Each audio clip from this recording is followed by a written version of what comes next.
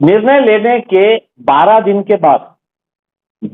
के बाद पवार साहब को एहसास हुआ कि भैया अपना तो पार्टी की वाट लग सकती है इसके अंदर। तो उनके जितने भी यहाँ के प्यादे थे ये पूरे बंबई गए और उनके पैरों में पड़ गए कि साहब अपनी दुकान बंद होने वाली है यहाँ पे, कुछ तो करो। तो बोले मैं आ रहा हूँ 2 दिन के लिए, आके है तो मैं पूरा डैमेज कंट्रोल करके जाता हूँ करके। यहाँ पे बुलाया उन्होंने मीडिया वालों को, बोले मेरे को तो कुछ मालूम ही नहीं था ऐसा हुआ है करके। उसमें नहीं नहीं गलत हुआ है बोले।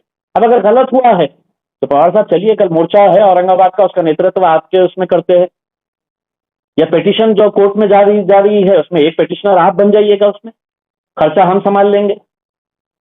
आप डालिए सुप्रीम कोर्ट के अंदर, आप जा सकते होंगे तो आप जाइए, हम पूरा खर्चा हम संभालेंगे।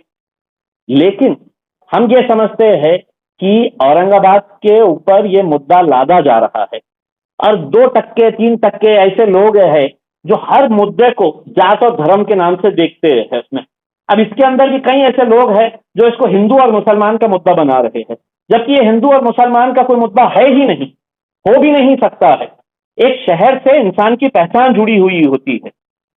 अब अगर आपने नाम चेंज कर दिए तो इसके ऊपर कितना पैसा खर्च होता है, इसके अलग अलग बहुत सारे ये है। मैंने खुद ने रिसर्च किया है, बिजनेस स्टैंडर्ड के उसके अंदर ये कहा था कि अगर छोटा शहर है तो उसको अगर चेंज करना है तो कम से कम 500 करोड़ रुपए। दिल्ली के एक सेक्रेटरी ने मुझसे ये बताया था कि सर मतलब अगर एक मिड लेवल का शहर है जिसके अंदर औरंगाबाद अगर आता है तो 1000 करोड़ रुपए सरकार के ऊपर बोझा पड़ता है, 1000 करोड़ रुपए का, इससे ज्यादा होता है। और ये 1000 करोड़ कौन सा, सिर्फ गवर्नमेंट डिपार्टमेंट्स के पूरे डॉक्यूमेंट चेंज करने के लिए, उनके ब्रोशर्स, उनके जितने भी करस्पॉन्डेंसेस होते हैं, पोस्ट ऑफिस का ये होता है, वो सब चेंज करने के लिए इंटरनेशनल लेवल के ऊपर 1000 से ज्यादा करोड़ रुपए का खर्चा आता है। ये आपका और मेरा पैसा है। और कई हजार करोड़ वो होता है जो आम आदमी को ऊपर भी बोझ आता है। अब अगर समझ लीजिएगा औरंगाबाद का नाम अगर वो बदलते हैं तो मुझे आधार कार्ड चेंज करना पड़ेगा, मुझे पैन कार्ड चेंज करना पड़ेगा, मेरा पासपोर्ट है तो दोबारा से है तो चेंज करना पड़ेगा, आइडेंटिटी कार्ड है तो वो चेंज करना पड़ेगा, दुकान है तो दुकान का बोर्ड चेंज करना पड़ेगा उसमें। तो ऐसे जितने भी है इसके अंदर आपको लाइन में खड़े रहना है। ऐसा नहीं है कि पवार साहब या अशोक चौहान साहब या उद्धव ठाकरे साहब बोलेंगे कि नहीं नहीं ये निर्णय हमने लिए है, तुम लोग को किसी को भी लाइन में खड़े रहने की जरूरत नहीं है। लाइन में है तो शरद पवार साहब रहेंगे, उद्धव साहब रहेंगे, अशोक चौहान साहब रहेंगे, नाना पटोले रहेंगे, बाला साहब थोराट लाइन में खड़े रहेंगे और बोलेंगे कि लाओ तुम्हारा आधार कार्ड जो मैं चेंज करवा के लाता, पैन कार्ड जो मैं चेंज करवा के लाता। आम लोगों को लाइन में खड़े रहना पड़ेगा। जो आपका एजुकेशनल क्वालिफिकेशन का जो सर्टिफिकेट रहता है उसके अंदर भी आपको चेंजेस करना पड़ेगा। जब है तो ऑनलाइन आप अप्लाई करेंगे और किसी फॉरेन यूनिवर्सिटी के अंदर आप बोलेंगे औरंगाबाद जा रहा है करके और उसमें एक्चुअल में है तो संभाजी नगर है, आपके डॉक्यूमेंट्स और वो मैच नहीं होंगे तो आपको एक्सेप्ट ही नहीं करती है। उनको आपको एक्सप्लेन करने के लिए इतना वक्त नहीं है कि नहीं सर हमारे शहर का नाम ये था, एक साहब आए थे 30 साल पहले हमारे पास और उन्होंने आके बोले थे कि हम चेंज करें। औरंगाबाद का नाम बदलने का जो ये निर्णय है मैं समझता हूँ औरंगाबाद की जनता के ऊपर ये लादा जा रहा है और कहीं ना कहीं किसी ने इसके ऊपर आवाज उठानी चाहिए। हम तो आज भी ये मानते हैं कि औरंगाबाद को अगर आप संभाजी महाराज का नाम दे रहे हो, और मैंने कई मर्तबा ये बात कही है कि छत्रपति संभाजी महाराज बहुत बड़ी शख्सियत थी। तुम्हारे जैसे लोगों की सोच की वजह से ऐसा नहीं है कि मैं एक शहर का नाम दूंगा तो छत्रपति संभाजी महाराज बहुत बड़ी शख्सियत हो जाएंगे। छत्रपति संभाजी महाराज, छत्रपति शिवाजी महाराज, फुले शाहू अंबेडकर, ये सिर्फ ये राजनीतिक पार्टियों ने इनका नाम है तो अपने राजनीतिक स्वार्थ के लिए इस्तेमाल किया है, हमेशा से ही इस्तेमाल किया है।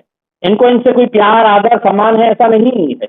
अगर रहता तो 2014 के अंदर देवेंद्र फडणवीस साहब और शिवसेना की हुकूमत थी, पहली कैबिनेट के अंदर लेते, जब मरने पे आ गए थे कगार, बिल्कुल खबर में पैर लटक गए थे, तब बोले कि नहीं यार कुछ तो बचाने के लिए अपना कुछ तो चलाना पड़ेगा करके तो संभाजी महाराज की नाम आई। तो क्या मैं गलत बोल रहा हूं?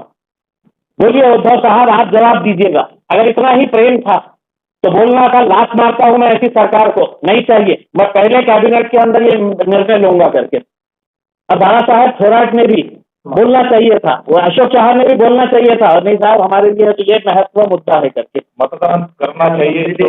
अब जो है कि अगर ये हमारे ऊपर लादा जा रहा है तो मैं सिर्फ इतना कहना चाहूंगा कि अगर किसी एरिया के अंदर शराब की दुकान बंद करवाना है, बियर बार बंद करवाना है, वाइन शॉप बंद करवाना है, तो एक नियम है कि उस एरिया के लोग अगर चाहे तो वोटिंग करवा सकते हैं कानून के तहत, और वोटिंग के अंदर ये फैसला कर सकते हैं कि हमारे इस इलाके के अंदर, हमारे इस गांव के अंदर ये शराब की दुकान होनी चाहिए या नहीं होनी चाहिए।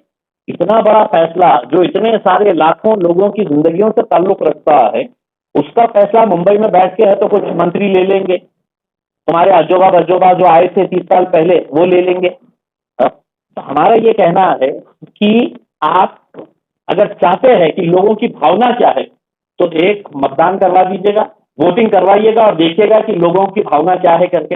अनेक ऐसे लोग हैं अलग अलग जाति, धर्म और मजहब के, जो सोशल मीडिया के ऊपर जो पर्सनल के अंदर मैसेजेस डाल के ये कर रहे हैं कि सर ये नाम का चेंज मत होने दीजिएगा करके।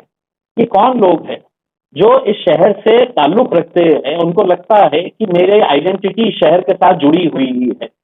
अगर सही लोगों की भावना, कोई डिक्टेटरशिप तो है नहीं ना, डेमोक्रेसी है। आप करवाइएगा, एक नया कानून बना के है तो इमीडिएट है तो आप वोटिंग करवाइएगा, देखिएगा। और अगर वोटिंग के अंदर अगर आ जाता है कि जन भावना ये चाहती है कि शहर का नाम बदलना चाहिए, हम नहीं करेंगे, हम पूरा सम्मान करेंगे उसका।